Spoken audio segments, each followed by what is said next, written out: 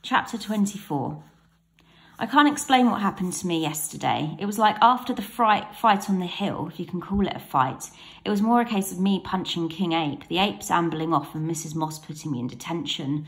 I experienced every single emotion a boy could. Pride for finally getting juice, for protecting Daisy, happiness holding her hand, fear in Dad's car. What else in Dad's car? Forgiveness, love, understanding. At home, Mum cried, Jenna cried, and we all talked on the sofa for ages. They told me they love me, they always have, that Jenna's illness would never take that away. Today I feel like a whole new person. Well, sort of. Maybe that's because I've had hours sat in isolation booth all morning to reflect on myself and my actions, as Mr. Ball put it. Alex, Mrs. Moss, appears in the doorway, armed with more textbooks and lined paper. Looks like my afternoon will be just as fun then. Hi, thanks, miss. She places them on my desk and observes me for a minute, folding her arms and leaning against the wall. Are you all right, Alex? Am I all right? I don't know. At least I'm not raging at Mrs. Moss anymore. That'd be awkward. I think I was just emotional yesterday, and then she walked in and ruined my chat with Daisy. Anyway, in some ways, I don't think I've been this happy in a long time, probably not since way before Jenna's diagnosis. It hasn't officially happened yet, but Daisy's going to be my girlfriend. I finally feel like my home is my home again, that my family care about me. I punch Juice in the face. I should be feeling on top of the world, right? But I'm not. I can't, because on top of all that, there's no getting away from the guilt, the ache of sadness, almost regret that comes with being in a good place. I couldn't be in a good place. I shouldn't be in a good place, should I? Not when my sisters... I don't know, I feel drained. My body and my mind are exhausted. And there's still that niggling part at the back of my brain constantly reminding me over and over that time's creeping by and I still haven't figured out what's going to happen to Jenna. But all this is for a proper session with Mrs. Moss, not for an answer to a casual question. I'm fine, thanks.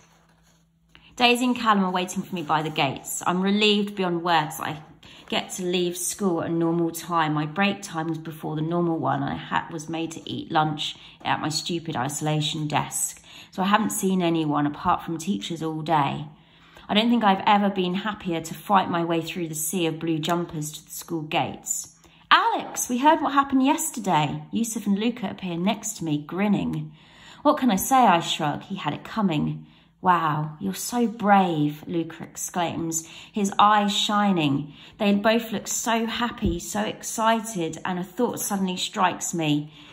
Though that punch was for Daisy, I think it meant a lot to others too. All the kids like Yusuf and Luca, who suffered this torment for years, constantly worrying if he's lurking around the next corner, have finally seen Juice get a taste of his own medicine. I kind of feel great that I could make that happen. Are you in trouble? Yusuf asks. Not really. Mr. Ball spoke to everyone there, and he knows I was provoked. I had detention last night and isolation today, and that's it. All done and dusted. I clap my hands together. And what does Juice get?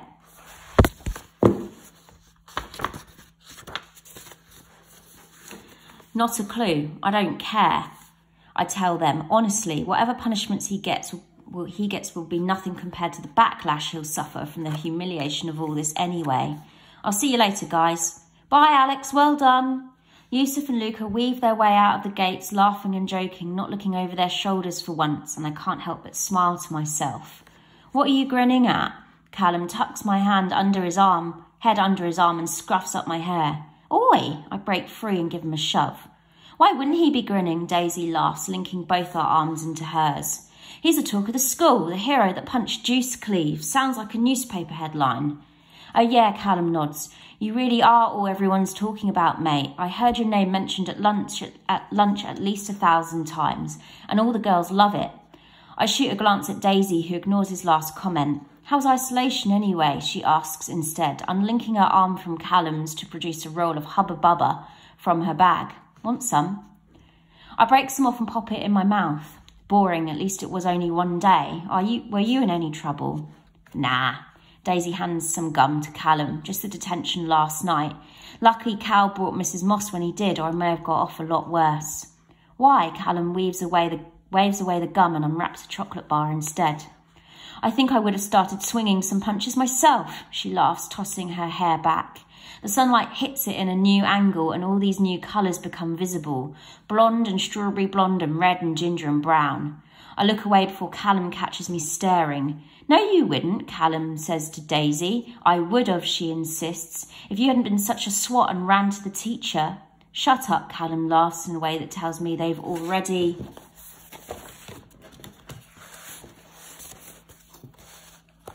settled this argument. It sounded like Alex was literally about to die. They both laugh. I try and laugh too, but the last word loops around in my head instead. Die. Come on, slow coach. They walked off ahead of me slightly. My brain's moving too fast to walk properly. Die, die, die. Death, dying, doctors, the cottage. Wait, I call. Do you guys have time to go to the hospice today? I check my watch. We can make it easy if we go straight there. Daisy and Callum glance at each other. Come on, won't be too long. I really want to go, guys. I try and keep the desperation out of my voice, probably without much success. I can't believe everything that happened made me forget. Yes, well done for punching Juice. Well done me for punching Juice, but this is a priority. Jenna is the priority. I'm sorry, Al. Daisy links my arm as I reach them. I'm grounded. I can't go. Well, we did it without her before. I glance at Callum, but he's looking at the floor. I know what he's going to say before he even opens his mouth. Sorry, mate, I've got plans tonight. How about the weekend? Daisy asks brightly. Saturday, we can all go then. And then we won't have to rush either. Yeah, Callum says quickly. Saturday's good. Yeah, Alex, Saturday? Saturday, I nod. I'm not completely happy with waiting another 3 days, but I suppose it's the best I'm going to get. And I really don't want to go all the way there on my own. Cool. See you tomorrow. See you guys tomorrow then. Callum turns off down his road. Bye, Cal, Daisy calls, waving before turning back to me. What? What? What are you looking at me like that for? She laughs. Like what? I hope my please be my girlfriend look isn't too creepy.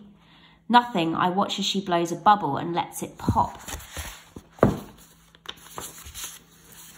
scraping the leftovers from her lips with her tongue. Okay, here it goes. Come on, Alex, you've had all day to rehearse it. Just ask the damn question. I've got something to tell you, she speaks before I've opened my mouth. Me too. Me first. She blows another bubble, a smaller one this time, which pops neatly. Look, I just want to ask, why did you hit Juice? Because he's an idiot, I shrug. He's nasty. He wound me up too much.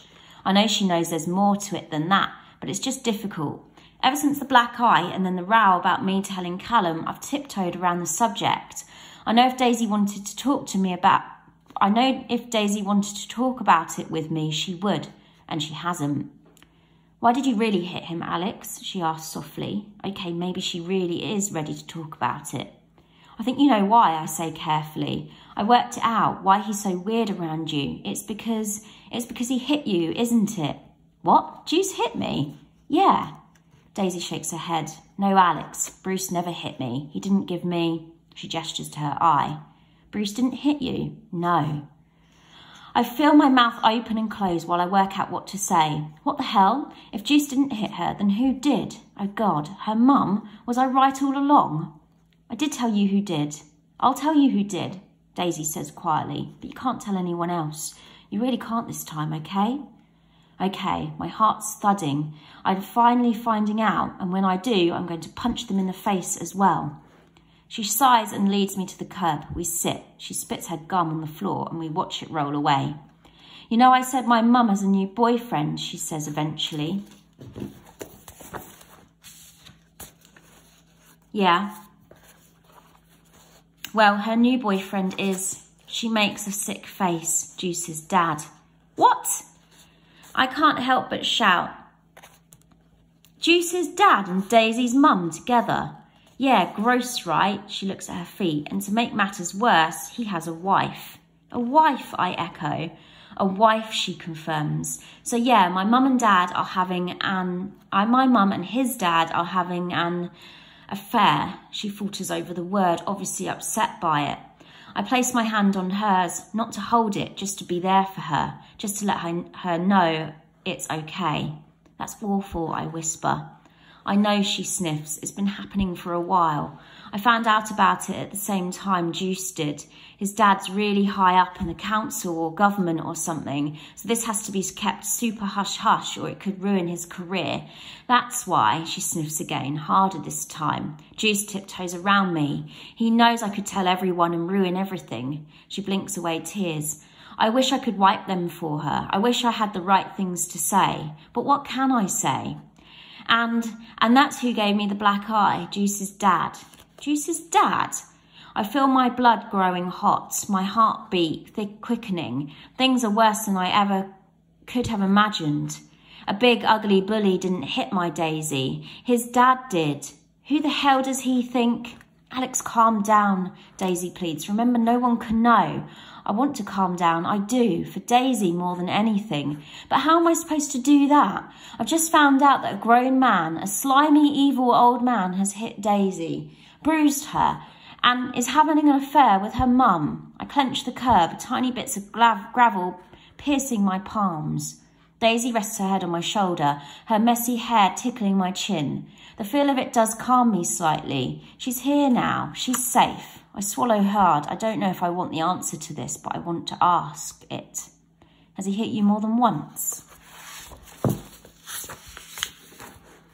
No, Daisy says quickly, sitting up properly. Honestly, just that once. I made him really angry. You know I'm good at winding people up. He was sneaking around again while Mum was asleep, making phone calls and all that, probably to his wife. So I told him to leave, and some other things. She looks down at her feet. Probably shouldn't have. I would have done the same, I reassure her.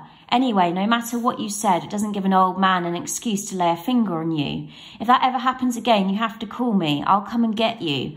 I won't ever let you get hurt again, okay? I promise. We link pinkies, the coolness of her finger against the warmth of mine, and I look at her face on, into her beautiful brown eyes. We're so close I can hear her breathing. I want to kiss her. I really want to kiss her. Oh crap, she unlinks her finger suddenly. I meant to go straight home after school. I'm grounded. Oh right. I stand as she does, feeling dazed, overwhelmed, and mainly pissed off. There goes another missed chance. Thank you, Alex. She pulls me in and wraps her arms around me. 2 hugs in 2 days. All this physical contact feels weird. I hug her back anyway, so hard it feels like her heart's beating in my chest. Thank you, I say, my mouth full of her hair, for being brave and telling me. I know it must have been hard. She pulls away and smiles, that signature Daisy smile, and walks off. I watch her for a moment, my head full of 1,000 questions. Will she be okay? Should I go after her? Will I be in trouble if I hunt down and kill a government man? Do I feel relieved that she's finally told me what really happened? I don't think I do. Because if anything, this information has just messed up my life a little more, as if it's not messed up enough already.